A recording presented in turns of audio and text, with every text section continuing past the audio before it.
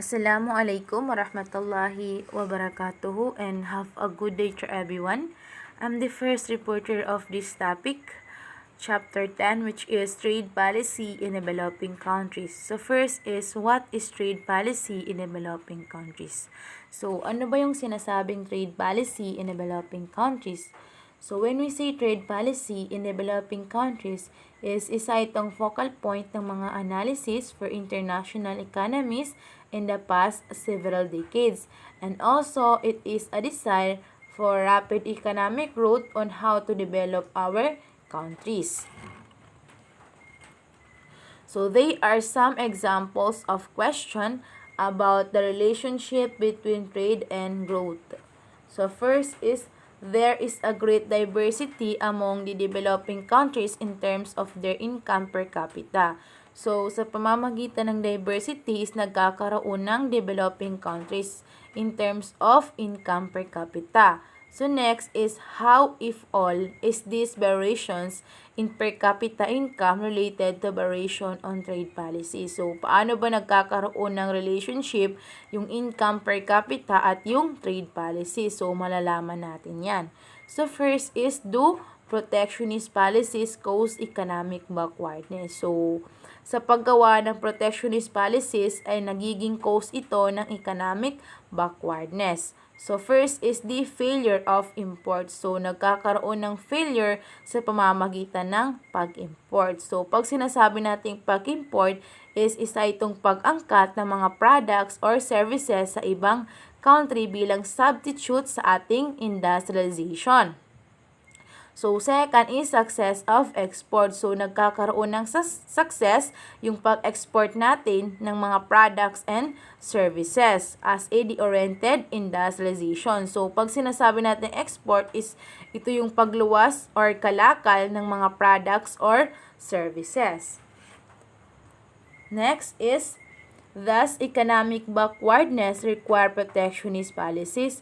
So, kinakailangan ba yung pagkakaroon ng economic backwardness through protectionist policies? So, oo, kinakailangan ito sa economic dualism. So, sa next reporter is matatalakay niya kung ano yung ibig sabihin ng economic dualism. So now is, let us proceed to import substituting industrialization. So noong nagkaroon ng World War II until 1970s, many developing countries ang nag-attempt or nag-accelerate ng limiting import of manufactured goods sa mga foster manufacturing sector of the domestic market. So ang pinaka-importante na economic argument for protecting manufacturing industries is yung tinatawag nilang infant industry argument. So, ang infant industry argument is isa itong argument na kung saan na nagsasuggest ng pagkakaroon ng trade sa mga mayayamang bansa na nagiging sanhi ito ng development. Samantala, yung pagkakaroon ng trade sa mga mahirap na bansa is maaari itong maband. So, the infant industry argument. So, ano yung infant industry argument? So, ayon dito, ang infant industry arguments is nagkakaroon ng developing countries sa pamamagitan ng potential comparative advantage through manufacturing. So, second is yung paggamit ng tariff or taxes is nakaisa itong good idea as a temporary measures. For examples, the USA and Germany is meron silang high tariff rates on manufacturing in 19th century. Samantala, yung Japan is had an extensive imports control until the 1970s.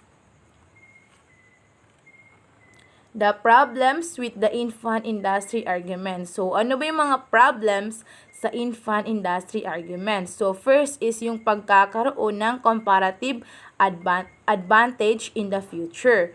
So, sa pamamagitan nito is hindi nagkakaroon ng grow up yung ating industries. For examples, in 1980s, yung South Korea become an exporter of automobile. So, at that time, it was well indulged. So, pinagkakakitaan nila yung automobiles with capital, which is important for comparative advantage, na kung saan napaka-importante ito sa comparative advantage in car manufacturing. Second is protecting manufacturing is not good unless the protection itself helps make industry competitive. So, yung pagkakaroon ng protecting manufacturing is hindi ito nakakabuti. Unless kung ang protection manufacturing is sa industry competitive. Indeed, protections from foreign competitions may take away the pressures to improve competitiveness. So, yung pagkakaroon ng protections from foreign competitions is nakakatulong ito para magkaroon ng improvement sa competitiveness. For examples, the Pakistan and India have protected their heavy manufacturing sectors for decades and have recently begun to develop significant exports of the light manufactures like textiles, not the heavy manufactures that they had protected. So next is the government interventions becomes needed only when there exists a market failure. So kinakailangan yung pagkakaroon ng government interventions kapag nagkakaroon ng market failure, kapag nag-exist yung market failure. Next is, it is implicitly assumed that the capital markets fails to see the bright future in an infant industry that the government can see. So, sa capital market is hindi nila nakikita yung bright future sa infant industry. Samantala, sa government, yung nakakakita. So, next is, in the advanced countries, at least, private lenders often sustain infant industries for long period of time. So, yung mga private lenders is nasusustain nila yung infant industry for long period of time, sa mahabang panahon. So, the better approach in poor countries may be to fix the capital market. So, ang mabuting approach sa poor countries is yung pagkakaroon ng capital market. So, next is market failures are identified as reasons why infant industry protection. So, yung pagkakaroon ng market failures is na-identify ito bilang dahilan sa infant industry protections. Next is the two market failures are identified as reasons why infant industry protections may be a good idea. So, first is imperfect capital markets or justification. So, sa imperfect capital markets is sa mga developing countries na kung saan wala silang set of financial institutions na kung saan kinakailangan ito for traditional sectors such as yung sinasabing agriculture, na kung saan magagamit nila as a investment in new sectors tulad ng manufacturing. Then, growth of new industries will be restricted.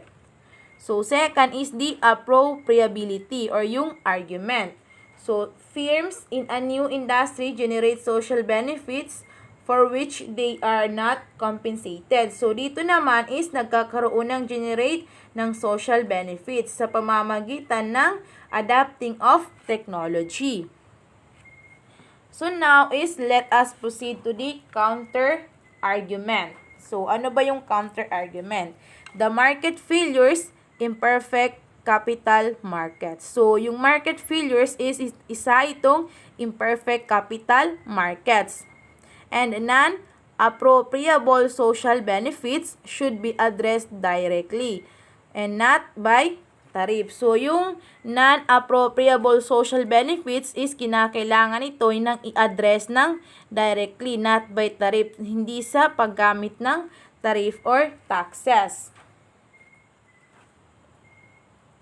In practice, it is difficult to spot the industries that warrant special treatment. So, kapag i-practice natin yung industries is napakahirap ito dahil kinakailangan pa ng warrant special treatment. In the end, it comes down to which industry has more political clout.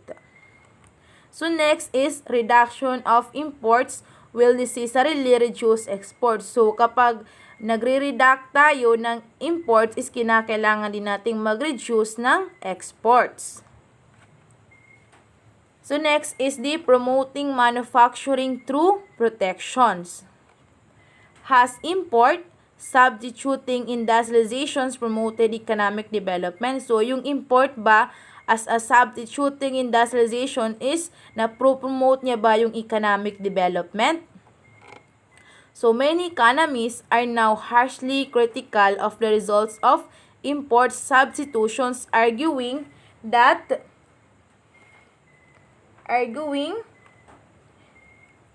it has fostered high loss in efficient production. So, maraming economists ang nagkakaroon ng critical thinking or arguing sa result ng import substitutions dahil nagkakaroon ito siya ng high loss and inefficient productions.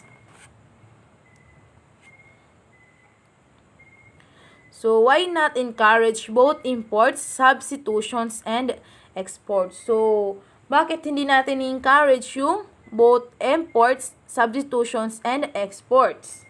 So, a tariff that reduces import also necessarily reduces export. So, kapag yung tariff is nagre-reduce ng imports, is kinakailangan din nating mag-reduce ng exports.